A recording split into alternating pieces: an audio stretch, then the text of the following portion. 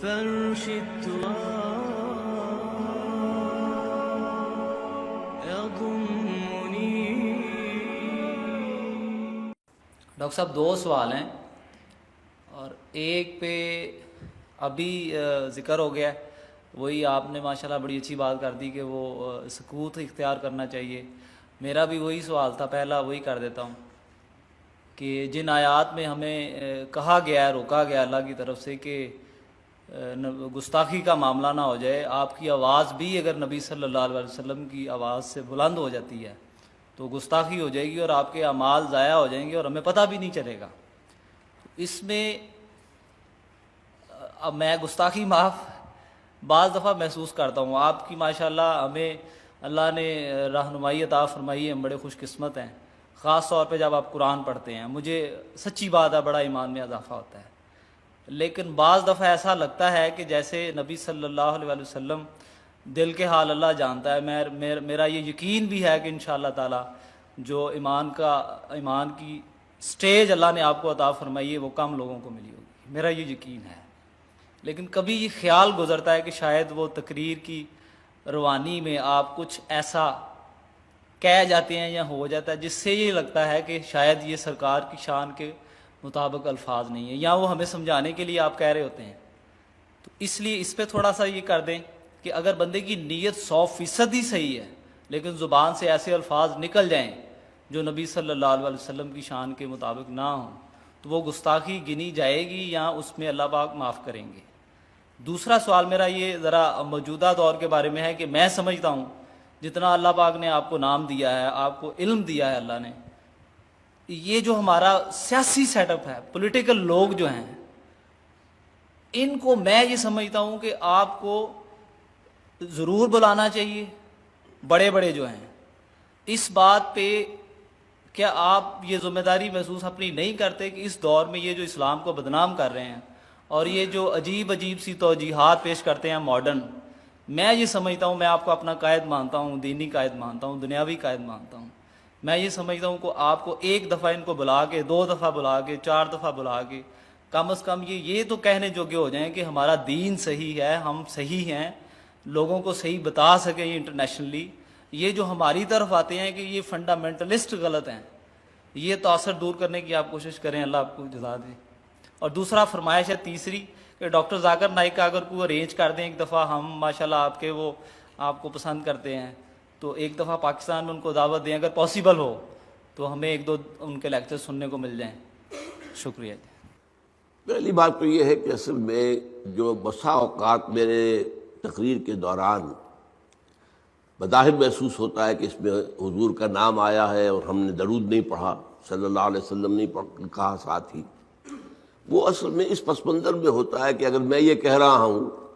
کہ ابو جہل نے کہا ہے محمد تو یہ کیا کر رہے ہو، اب اگر میں یہ کہتا کہ ابو جہل نے کہا ہے محمد صلی اللہ علیہ وسلم تم کیا کر رہے ہو، اب یہ اس کے اندر ظاہر بات ہے کہ ابو جہل تو صلی اللہ علیہ وسلم نہیں کہے گا، یہ تو آپ نے ایڈ کیا ہے نا. اور اس سے یہ ہے کہ اس گفتگو کے اندر جو ہے اس کا تسلسل ٹوٹ جاتا ہے. تو وہ متکلم کے حوالے سے بات ہوتی ہے، اس کے بعد میں کیا کرتا ہوں جب جملہ یا بات ختم ہو گئی تو صلی اللہ علیہ وسلم کہہ دیتا ہوں تاکہ وہ جو ایک کمی رہ گئی درمیان میں اس کو پورا کر لیا جائے حتی الامکان. باقی یہ کہ اس میں اس کے علاوہ پھر بھی اگر جو ہے کوئی کمی رہ جائے تو اللہ تعالیٰ معاف فرمانے والا ہے. دوسری بات یہ ہے کہ یہ جو آپ جن کے بڑے لوگوں کے نام لے رہے ہیں، ہمارے معاشرے کے اندر ہر شخص کی ایک قیمت مقرر ہو چکی ہے. آپ کے نزدیک میری قیمت کچھ اور ہے، ان کے نزدیک میری کوئی قیمت نہیں ہے. میری کوئی سیاسی فالوئنگ نہیں، میرا کوئی مذہبی فرقہ نہیں، میرے پاس کوئی دولت نہیں کہ میں بڑی سی دعوت کر کے ان کو بلاؤں. تو وہ جو حیثیتیں ان کے ہاں شمار ہوتی ہیں وہ آپس کے اندر تو ان کی ایک برادری ہے. اب جب کسی کا ولیمہ ہو رہا ہے 2000 آدمی اس نے بلا رکھے، چاہے آپس میں ایک دوسرے کے یہ انتہائی جو ہے وہ دشمن ہیں، لیکن یہ کہ اپنے سوشل معاملات کے اندر ان کی فنکشنز میں جانا اور آنا، ولیموں میں، نکاحوں میں، فوتیدگی پر، یہ ان کا ہے. تو میں در حقیقت ان کی اس برادری میں شامل ہوئی نہیں. میں تو درویش ہوں. آپ کے نزدیک میری قیمت جو ہے وہ ہے، کسی اور کے نزدیک بھی ہو سکتی ہے، لیکن ان لوگوں کے نزدیک میری وہ قیمت نہیں ہے. نہ میرے بلانے پر کوئی آئے گا، نہ کوئی میری بات سنے گا. ویسے جو میری باتیں پہنچ رہی ہیں ان تک انہیں معلوم ہے، ایسا تو نہیں ہے. وہ اندھے بہرے نہیں ہیں، انہیں معاملہ کیا، میری بات کیا ہے. اب تنظیم اسلامی جو ہے ایسا نہیں ہے کہ بالکل لوگ جانتے ہی نہ ہوں. اب اس کی ایک حیثیت بن چکی ہے، اس کا ایک مقام ہے، لیکن وہ سننے کو تیار نہیں ہے. کچھ لوگوں سے میں نے بار بار کی ہے، قاضی حسین احمد صاحب سے بار بار گفتگو کی ہے، ابھی ان کے امیر جو ہے نئے منور حسن صاحب سے ان سے بھی خط و کتابت ہو رہی ہے، جن سے بھی مجھے کچھ توقع ہوتی ہے کہ اگر وہ کچھ غور کر لیں، سوچیں، تو شاید وہ پلٹ کر صحیح راستے پر آ جائیں، تو کوشش میں کرتا ہوں. لیکن بعض لوگ جو ہیں جن کے لیے یہ سیاست کھیل ہے، دنیا کمانے کا اور اپنی حیثیت بنانے کا، تو ان کے لیے ان کے اوپر تو اس طریقے سے پی پی کال کر کے اپنا وقت ضائع کرنا ہے. تیسری بات جو ہے ذاکر نائک کی، وہ پاکستان آنا نہیں چاہتے، یہ ان کا ڈکلیئرڈ ہے معاملہ. وہ یہ کہتے ہیں کہ ہمیں ابھی تک بھارت کی حکومت نے کچھ نہیں کہا ہے، پریشان نہیں کیا ہے، تنگ نہیں کیا ہے، لیکن ہمارے پاسپورٹ پر اگر پاکستان کا ٹھپا لگ گیا کہ یہ پاکستان گیا تھا، تو پھر اب یہاں مشکوک آدمی شمار ہوں گے، پھر ہمارے لیے مشکلات پیدا ہو جائیں گی. اس لیے وہ دنیا بھر میں گھومتے ہیں، امریکہ گئے ہوئے ہیں، یورپ گئے ہوئے ہیں، سعودی عرب تو گویا کہ ان کا ایک بائیں ہاتھ کا ایک سفر ہوتا ہے، ہمیشہ معلومات گئے ہوئے ہیں. دبئی ہے، دبئی سے تو چونکہ ان کی براڈ کاسٹنگ وغیرہ دبئی سے ہوتی ہے، وہاں پہنچ جاتے ہیں. اب میرا تو دبئی میں داخلہ بند ہے، میں تو 15 سال سے میں یو اے ای میں داخل بھی نہیں ہو سکتا، ورنہ میرا خیال تھا ایک دفعہ کہ ان سے ملاقات کے لیے میں تفصیل سے ان سے کچھ بات کرنا چاہتا تھا کہ جو کام وہ کر رہے ہیں اس سے اوپر کا ایک کام ہے وہ بھی وہ کریں، لیکن موقع نہیں مل رہا، کہاں ملوں ان سے، اور وہ پاکستان آنے کو تیار نہیں ہے. میں تو حیران ہوں، مجھے اصل میں پہلی مرتبہ وہ بھارت کی حکومت کو صحیح اندازہ میرا نہیں ہوگا جو انہوں نے مجھے دے دیا وہ